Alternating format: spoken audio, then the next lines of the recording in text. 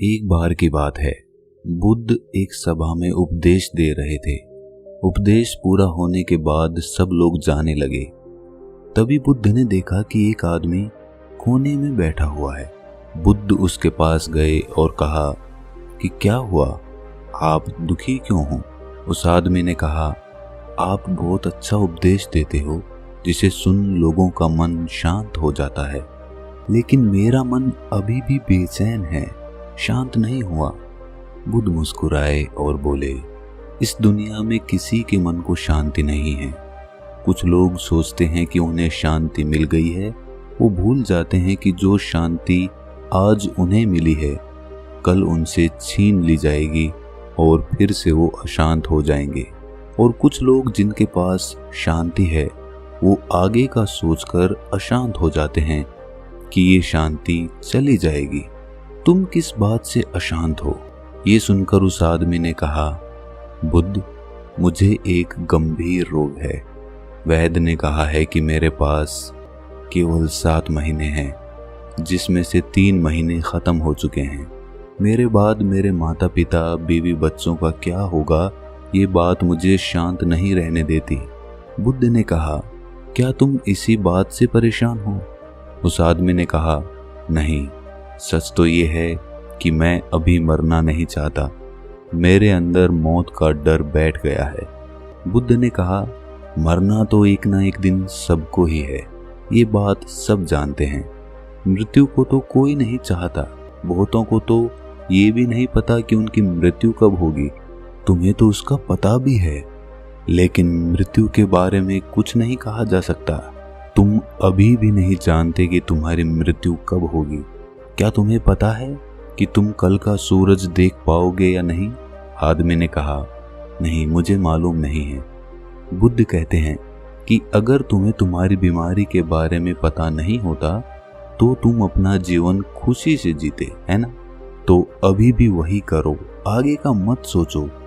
अपने आज को भरपूर जियो। जो जीवन शेष है उसे खुशी से जियो। जो मिल रहा है उसे स्वीकार करो। वह आदमी बोला, अभी तो मैं केवल 35 वर्ष का हूँ। मैंने अपना जीवन ठीक से देखा तक नहीं है। मैं अभी कैसे मृत्यु को प्राप्त हो सकता हूँ? बुद्ध ने कहा, क्या तुम्हें पता है कि तुमने ये 35 वर्ष कैसे निकाले? कब ये समय बीत गया? नहीं पता ना? तुम्हें कुछ खास पल ही याद होंगे। एक एक दिन तुम्हें भी मालूम नहीं होगा तुमने कैसे जिया, क्योंकि तुमने अपना जीवन होश पूर्वक कभी जिया ही नहीं। अगर तुमने अपना जीवन होश में जिया होता तो ये 35 वर्ष तुम्हारे लिए 35,000 वर्ष के बराबर होते और प्रत्येक दिन तुम खुशी से जीते। लेकिन तुमने सारा समय नष्ट कर दिया और अब मृत्यु के समय भाग रहे हो। जीवन और मृत्यु दोनों ही उपहार हैं। उस आदमी ने कहा, मैं आपकी बात समझ नहीं पा रहा। जीवन उपहार है ये समझ आता है, लेकिन मृत्यु भी उपहार है, ये कैसे हो सकता है? जब ये आदमी और बुद्ध बात कर रहे थे तभी उस आदमी के पिता वहां पर पहुंच गए और उनकी बातें सुनी। बुद्ध ने कहा, वास्तव में मृत्यु जागरण है। तुमने अपने जीवन के 35 साल जिए, लेकिन कभी भी जीवन के बारे में विचार नहीं किया। लेकिन मृत्यु की आहट से तुम जीवन के बारे में विचार करने लगे। मृत्यु का यही काम है, ये जीवन को जागरण की तरफ ले जाती है। अगर मृत्यु ना होती तो आदमी जीवन जीने तक अंधेरे में ही रहता और कभी भी रोशनी की तरफ नहीं बढ़ता। इसके बाद बुद्ध ने पूछा, क्या तुम्हें जन्म से पहले का कोई ज्ञान है? आदमी ने कहा, नहीं, मुझे जन्म से पहले का कोई ज्ञान नहीं है। बुद्ध ने कहा, जैसे तुम्हें जन्म से पहले का कोई ज्ञान नहीं है, ठीक उसी प्रकार तुम्हें मृत्यु के बाद का भी कोई ज्ञान नहीं है, इसलिए तुम डरे हुए हो। तुम अपने जीवन के शेष दिन खुशी से जियो और ध्यान करो, तब तुम जीवन को समझ जाओगे। जब तक तुम मृत्यु को नहीं समझोगे तुम्हारे अंदर मृत्यु का डर बना रहेगा, लेकिन जब तुम मृत्यु को समझ जाओगे तो मृत्यु तुम्हें एक उपहार लगेगी। बुद्ध की बातें सुन उस आदमी के पिता ने कहा, आपकी बातें सही हैं, लेकिन आप मृत्यु को हमारे लिए उपहार बता रहे हैं, लेकिन वो हमारे लिए उपहार कैसे है? अगर मान भी लें कि मृत्यु उपहार है, तो एक ना एक दिन मृत्यु आने के बाद ये उपहार भी छिन जाएगा। इस पर बुद्ध ने उसके पिता से पूछा, क्या तुम्हें कभी किसी ने कोई उपहार दिया है? हाँ, मेरी बेटी ने मुझे दिया था। बुद्ध ने पूछा, अब वो कहाँ है? वो गांव में आई एक बाढ़ के साथ बह गया और नष्ट हो गया।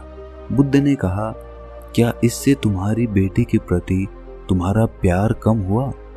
पिता ने कहा, नहीं, वो पल मुझे आज भी याद है जब मेरी बेटी ने मुझे वो उपहार दिया था।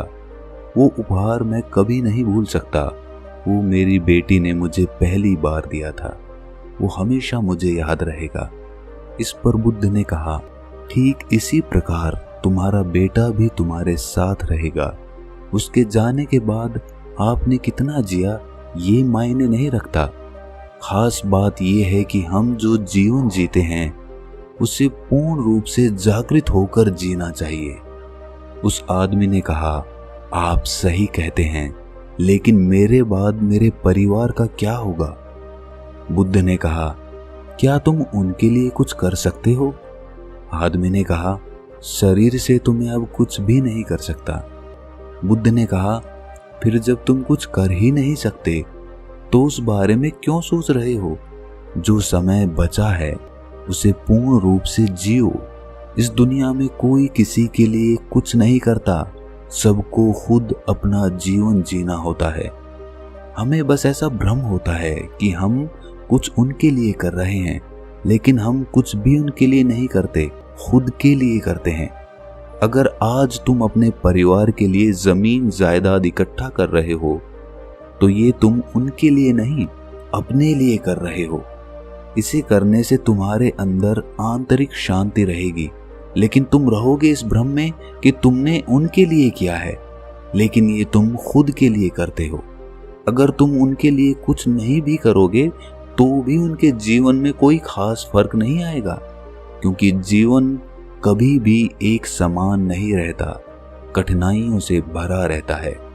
जीवन कभी भी आसान नहीं रहा है, संघर्ष करना पड़ता है, तभी जीवन चलता है। गरीब आदमी से ज्यादा परेशान अमीर आदमी होता है।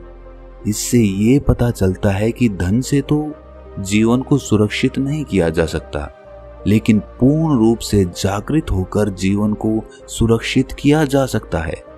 ऐसा करने से हम जीवन की सभी कठिनाइयों को समझ पाते हैं, जिंदगी और मौत को समझ पाते हैं और आसानी से जीवन जी सकते हैं।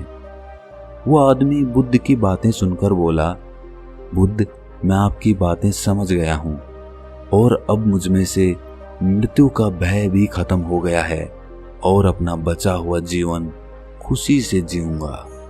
अगर आपको ये कहानी ज्ञानवर्धक लगी तो इसे अपने सगे संबंधियों, दोस्तों और मित्रों के साथ साझा जरूर करें और इस चैनल को सब्सक्राइब जरूर कर लें। तो मिलते हैं अगली किसी ऐसी ही कहानी में, तब तक अपना ख्याल रखें।